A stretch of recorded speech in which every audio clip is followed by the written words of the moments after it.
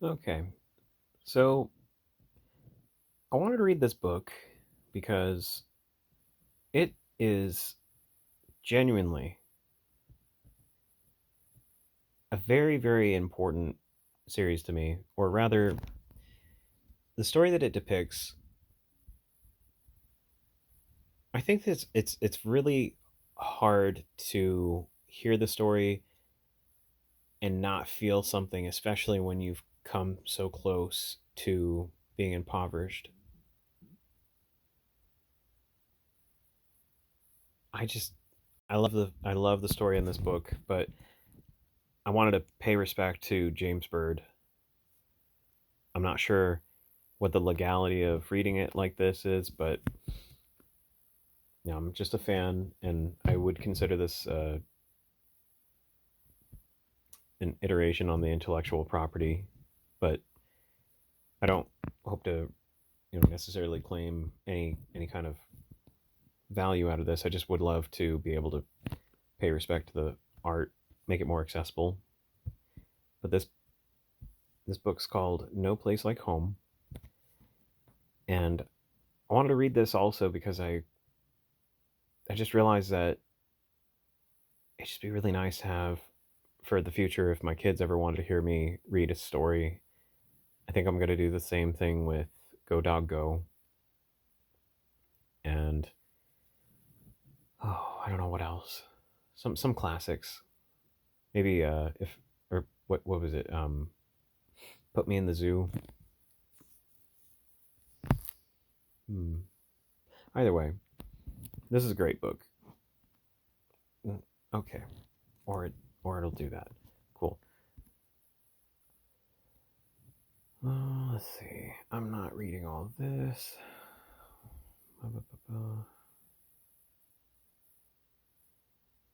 You may not make this ebook publicly available in any way. A copyright infringement. Okay, so that's where I'm thinking it's like, well, I'm not trying to infringe on that copyright. I just wanted to read my kids a story.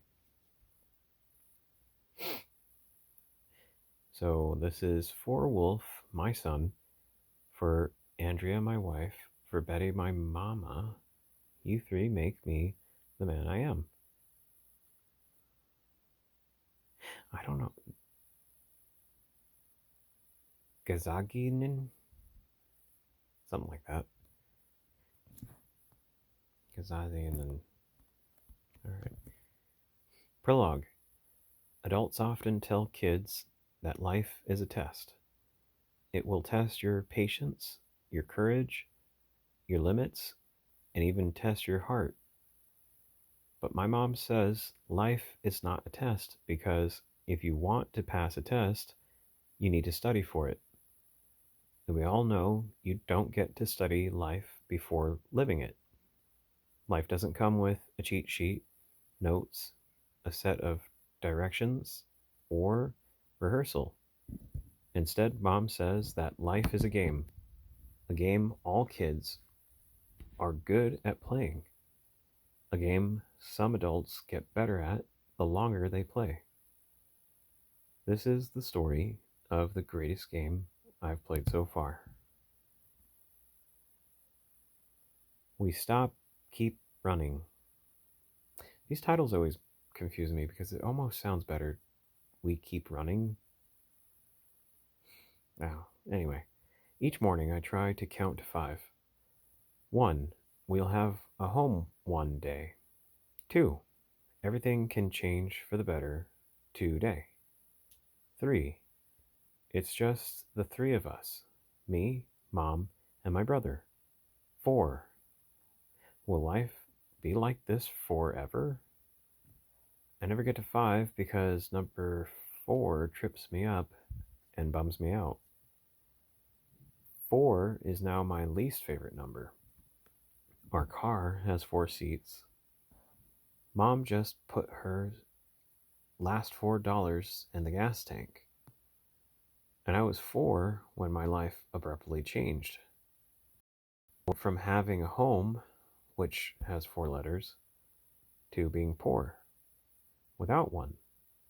Oh, poor also has four letters, and it even rhymes with four. And even though Mom says on the inside we are not poor, our blood is rich and full of warriors, chiefs, healers, and something called tenacity. On the outside, all we have is our little red car, parked in this ugly parking lot, which we must exit by 4 p.m. Ugh, there's that number again. Or else our car will get towed away. It's 3:52, and we have exactly 8 more minutes to wait for my brother to return to the car. Even though we know he's not coming back anytime soon, Mom insists on waiting. He ran away again. He runs away a lot. He's 15 and lately has refused to share the back seat with me. But he hates the front seat even more because it makes him more visible to the people on the street as we trot down the road in our little red horse. Well, it's a Ford Pinto, but technically, a Pinto is a type of horse. And we are Native American, so calling our car a horse makes me feel like I'm one of my ancestors galloping across this strange land called California. My brother blames Mom for everything that happened to us, which is stupid because it wasn't her fault. Dad was a monster. I know this because Mom has told me so. How do you pronounce this city? I ask her. Sacramento. It comes from a Latin word. It means consecrated one, she says while digging through her purse to find her red lipstick. Mom is very smart. Probably one of the smartest people alive. On paper, you wouldn't think so. She doesn't have a degree. She never even made it past 10th grade. Ditto. But she is what is called street smart. Having street smarts is far more useful than carrying around a diploma that says you know how to sit still and memorize the periodic table of elements. She needs to be street smart because we live on the streets. Every day she has to figure out how to beat the game, and this game is not easy. The only way to win is to survive, and the only way to survive is to keep playing. The most important rule of this game is making money. Street smarts help us do that. It's called hustling. Every day we must work out and exercise our hustle muscle. Don't, what? Get out of here. That's what Mom calls our brains. And our brains don't need to know how helium works or whatever the abbreviated symbol for sodium is. The science of hustle works differently.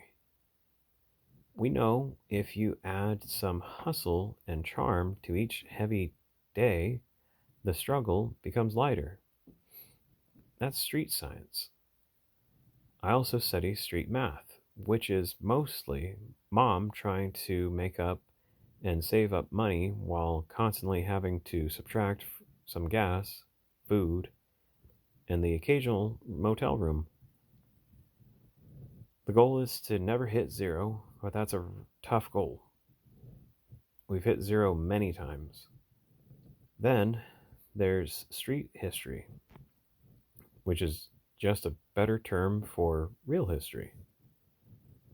Mom says that schools don't teach what really happened to our people in America and what's still happening to us today. From that moment, the white people arrived. They've been trying to erase us. And the only way to not be erased is to pull everything that they swept under the rug back out in the open again and study it. Mom is my teacher, and my car is my classroom, and the back seat is my desk. Still, I can't wait until I can go back to school. I miss having friends. I've attended over 20 schools already, but we never stay in one place long enough for me to have a best friend. Mom promises we will someday when we can afford an apartment. What does consecrated mean? I ask. It means something holy or something special or some crap like that, she says, and drags lipstick over her lips.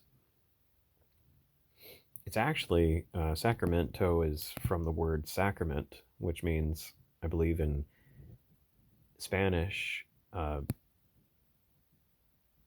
holy or divine mm, artifact, or a blessed artifact, I believe, a sacrament. But yeah, consecrated is also related in that way.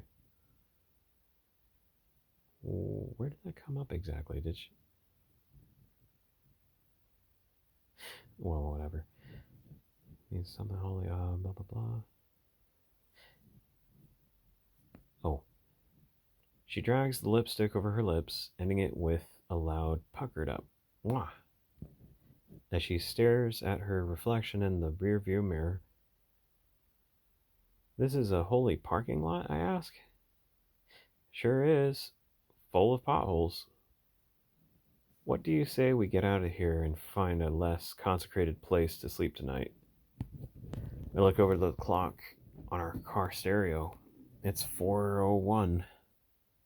We're still waiting on MJ. That's my brother's name. He was named after our dad's two favorite basketball players, Magic Johnson and Michael Jordan. But MJ hates our dad for what happened, so now he hates. Oh no. Okay. Basketball. Nowadays, when people ask him what MJ stands for, he tells people he is named after his two favorite music stars, Michael Jackson and Mick Jagger. How's MJ gonna find us? I ask. Same as always. I'll leave a note, she says. What? Leave a note in the middle of a parking lot? Pulls out a napkin to write on using the steering wheel as her desk. Oh, yeah. Oh, well, okay. Whatever. Hotel Miranda. Backlot. We miss you. Come back. We love you. Mama and Open. Or is it Oppen? I'm going to say Oppen. Or maybe Open. No, I'm going to say Open because I like the way that I like where his name came from, so that's my name. Open. I was supposed to be named Jam, like JM, after my dad's two favorite football players, Joe Montana. Okay. The famous quarterback, and John Madden, the famous coach. But my dad didn't show up to the hospital while my mom was giving birth to me, and she got upset and scrapped his wishes, naming me the first OBGYN word that popped into her head as I popped out of her womb. Open. It means adventure seeker. I love my name. Oh my gosh. Oh, I see what's going on. That's not acting correctly. I love my name because I love adventures. And Mom says that a life on the road is the most exciting adventure of all. I don't know if that's true because it's only exciting sometimes. Other times I don't like life on the road. It's scary and confusing. But I don't tell her that. She already knows. Mom exits the car and places the note under a large round rock near the concrete wall of the church's parking lot. As she heads back to our car, the same man told us to leave yesterday approaches her. Hey there, he says, grinning, keeping both his hands in his pockets. Mom is teaching me to read another street subject, body language. She claims people say more with their bodies than they do with their words.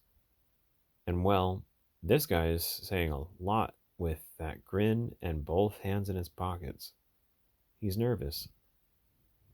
I know, we're leaving, Mom says. Hold on. You can stay another night if you reconsider my proposal, he says, and tilts his head the way vampires do right before they go for the jugular. I don't date your kind. Sorry, she says. He scoffs. My kind. White men? He asks. Isn't that a bit? Mom laughs, cutting him off. Not white men. Men who would sit in the stands and watch the game rather than play. I'm not following, he says. I scoot closer to the window so I can hear them. Even though I am close enough for him to see me, he doesn't. His eyes are glued to my mom. He looks at her the way all men look at her, the way I look at pizza, the way my mom looks at money.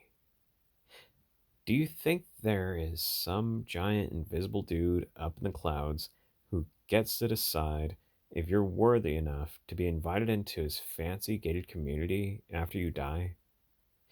Even though he supposedly knows all your moves because he apparently knows everything already?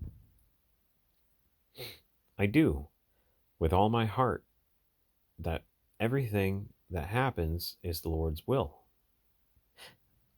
I have enough invisible men in my life.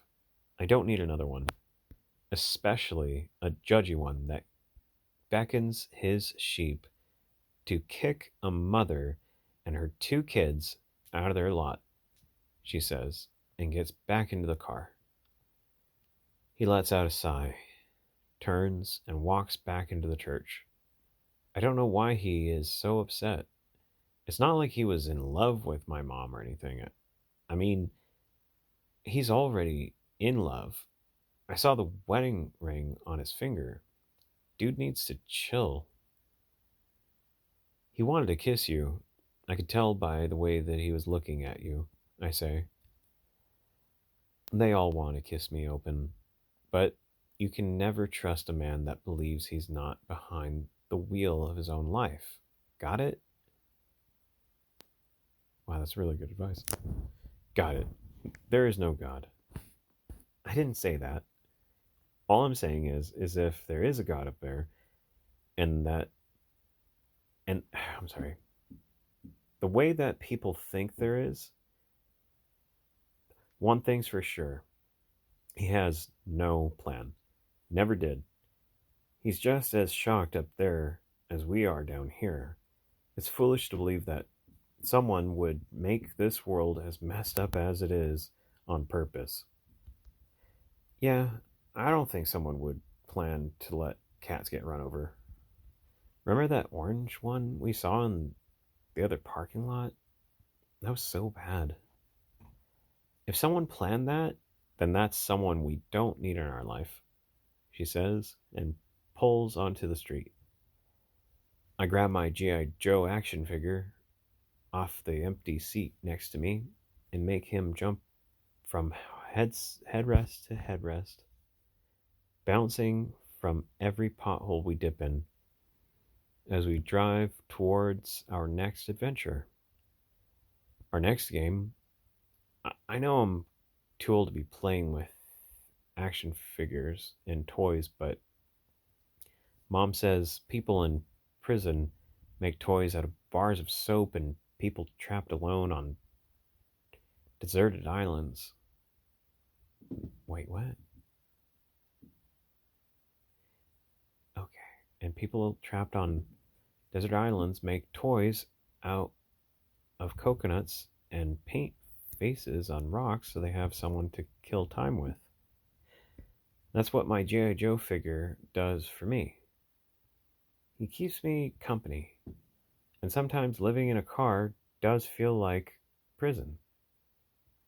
And other times it feels like it's our own tiny little island. Most of the time, it feels like we are on our way to get somewhere, but we just never get there. My action figure is disfigured. His face is melted from MJ's lighter. I begged him and begged him to stop burning it, but he didn't stop. He found it funny that I was so upset. Now it has no face, just a blob above its shoulders. It also only has one arm. My brother tore it off, the left one, about a week ago. When I told him to stop yelling at mom, they argue a lot, most mostly about the same thing. How come we always have to keep moving? He makes a friend, and then we drive off, city after city, school after school. He hates it. But he hates a lot of things. My brother is pretty angry. He's a pretty angry person. Sometimes I pretend I'm asleep while they fight. I listen to both sides argue their case. My brother yells, my mom yells. My brother storms off, my mom cries. Sometimes I hear them fighting when they're not fighting at all, when they're both asleep. Why can't we just pick a place and stick with it? Even I know the answer to that question. We have to keep moving. We're Native American outlaws, like Geronimo, like all of our ancestors. And the United States cavalry is after us. We stay put and they'll catch us. Duh. MJ says we'd probably be better off if they did catch us. He thinks it might be good for us to stop running and just see what happens. But I agree with Mom. History has shown us what will happen. We're outnumbered. It's just us three against the government, or at least Child Protective Services. They must never find us. And if they do, we must escape, just like our ancestors did when the red, white, and blue started rounding up all of us like cattle.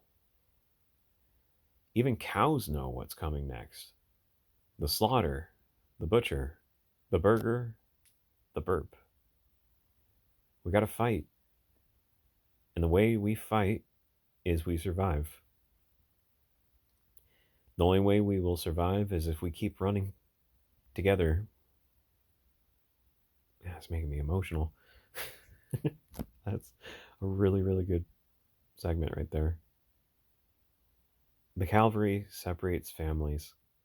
They put poor moms in jail for too many unpaid parking tickets and for raising their kids on the run. They put kids like my brother in juvenile hall for stealing shoes or fighting. They put kids like me in foster care. That's how the system erases us Native Americans today. They used to bury us under schools and churches, but now they sweep us under rugs and bury us in paperwork. I've been there. The butcher just changed his outfit. America is still a slaughterhouse for us. I'll become nothing but a number, a statistic, another Indian lost in the system. Mom warns me about this every time they track us down. Child Protective Services. The cavalry shouts after a few knocks on our thin motel door. When we are lucky enough to afford a motel room, they always look the same, too. 3 people, 2 men and a woman, 2 in suits, and 1 police officer in uniform. They're always smiling, carrying a clipboard, and sometimes a to go cup of coffee.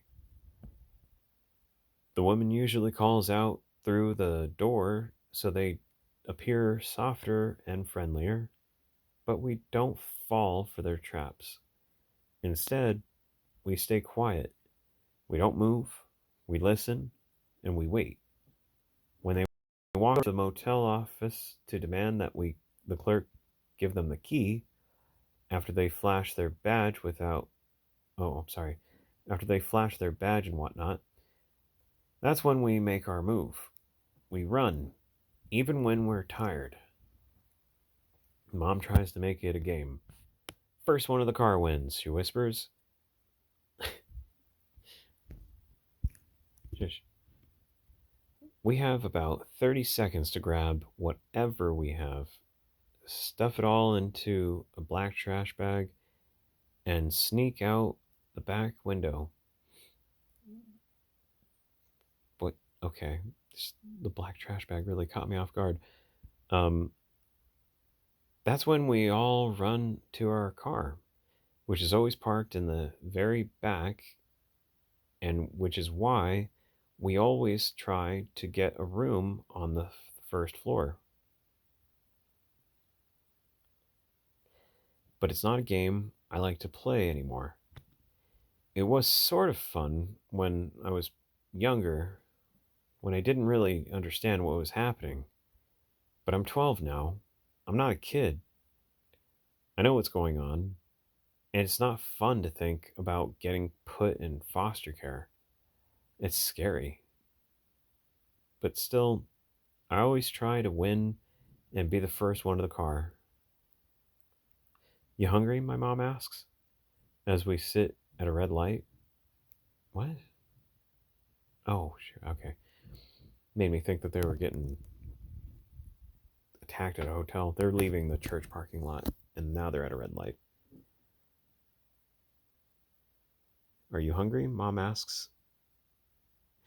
If you are, I say, knowing she is. She always is. She finds a Burger King and pulls into the parking lot. We park. I hop out. I hop into the front seat. I can smell the food. My stomach howls. Ready for a game, she says. I'm ready, I say, and hold out my hands. She hands me the buffalo bag. It's the brown plastic bag we use for this game. We call it brown plastic? Is that a thing? Yeah. We call it the buffalo bag because we imagine we're Native Americans hunting in the open plains. And even though we are actually just two hungry Native Americans about to steal food from Burger King, lean in, she says. I lean into her and she drags her dark lipstick under my eyes to make me look like a fierce hunter. You look so brave, she says, and plants a kiss on my war painted cheek. One of the great things about fast food joints is that they are full of people who order a lot of food because it's so cheap. Hopefully, not many of them will trash their leftovers. For this game to work, I rely on people who get up and don't clean up. My mom and I exit the car and head into Burger King. We both have a role to play. She walks up to the cashier and asks for 2 free water cups while she's smiling and telling a joke or two, which keeps the employees distracted long enough for me to make my rounds. I open the buffalo bag and head toward the tables. Most are full of eaters, but some are empty.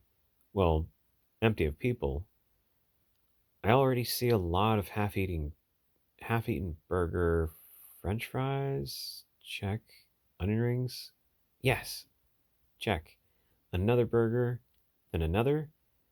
I sweep through the plains and hunt down as much big game as I can fit into my buffalo bag.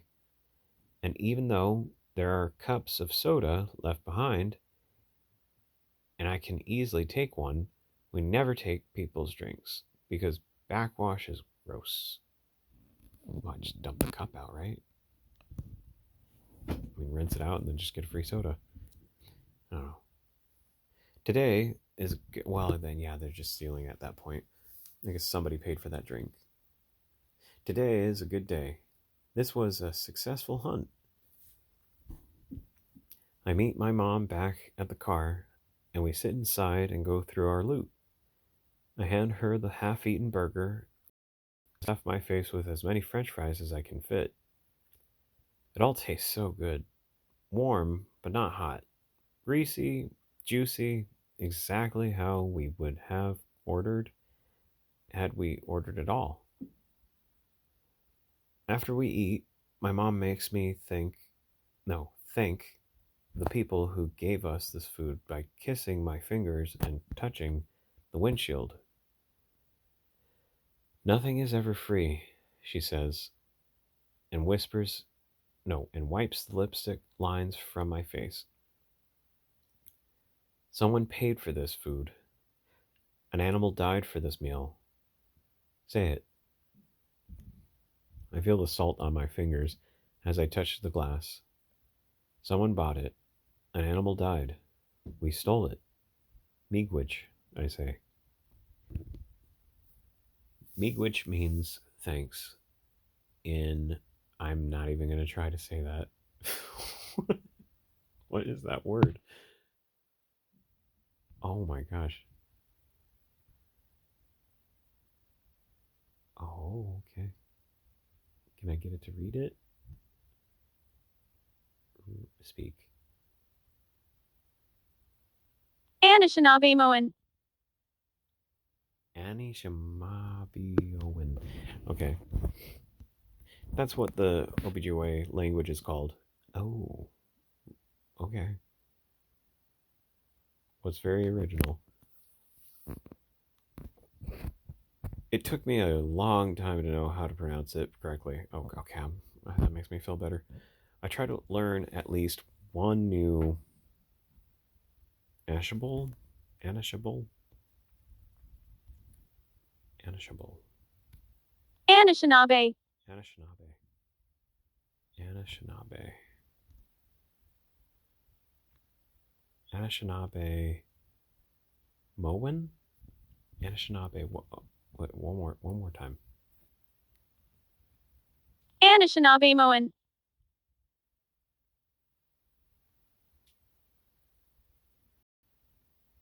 So it's just Anishinaabe Moen. Anishinaabe Moen. Yeah, okay.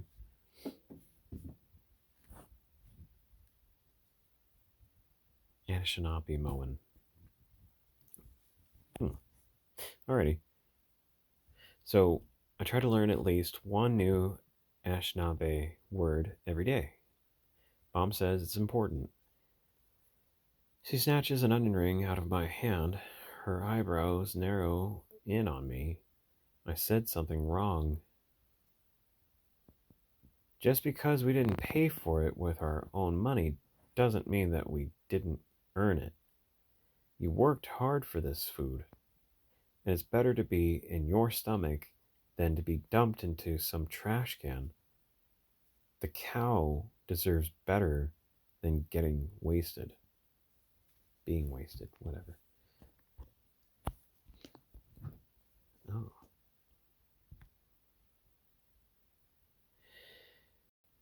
Guys, Mom, I didn't steal it. We earned it, I say. I'm gonna have to hear this one again. Gagiazam. Gagiism. I say that one a lot. What? No, don't do that. She smiles and hands me back my onion ring. You moved quick in there. You didn't hesitate, not once. You're becoming a great hunter, Open. Your ancestors would be proud, she says, which fills my chest with pride. Right above my belly, full of greasy fast food. Should we save some for MJ? In case he shows up to the hotel? I ask. He won't eat any of this, but yes, we should still save him some. After we eat and ball up the wrappers and thank the animals who died for us, we head back to our we head back out on the road toward motel no hotel Miranda. I know what game comes next. It's a fun one, a bit more difficult than hunting buffalo, but it's pretty fun. We call it How to Take a Shower with No One Knowing.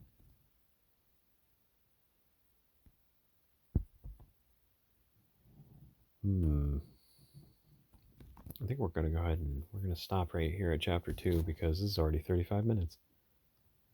All right. See you in the next episode.